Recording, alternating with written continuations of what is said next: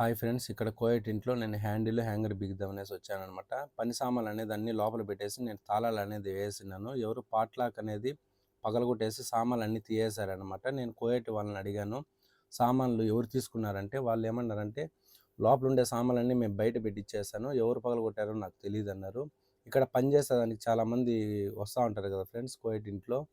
వాళ్ళు ఏదైనా పని సామాను ఏదైనా తక్కువైందంటే గన ఇట్లా ఎవరివన్నా సామాన్లు ఉన్నాయంటే గన ఇలాగ తీసుకొని వాడుకునేసి ఎక్కడోటి సామాన్లు అనేది పెట్టేసి వెళ్ళిపోతూ ఉంటారనమాట. మనం ఎంత జాగ్రత్తగా ఉన్నా సామాన్లు అనేది మిస్ అవుతూ ఉంటాయి. కాబట్టి మన జాగ్రత్తలో మనం ఉండాలి. ఇక్కడ కోయట్ వాళ్ళ ఇంట్లో లోపల అనేది కెమెరాలు ఉండవన్నమాట, బయట వరకే ఉంటాయి. నేను ఇక్కడ ఎంత జాగ్రత్తగా ఉన్నా చూడండి, తాళాలు అనేది పగలగొట్టేశారనమాట. నేను ఇక్కడ హ్యాండిల్ అవి బిగిచ్చేసాననమాట. Handle, hanger బిగిచ్చేసాను. ఈ హ్యాంగర్ ఎందుకంటే కారు కీస్ అనేది పెట్టుకునేదానికనమాట. ఇది డోర్ ఎంట్రన్స్‌లోనే కబోర్డ్ అనేది ఉంటుంది.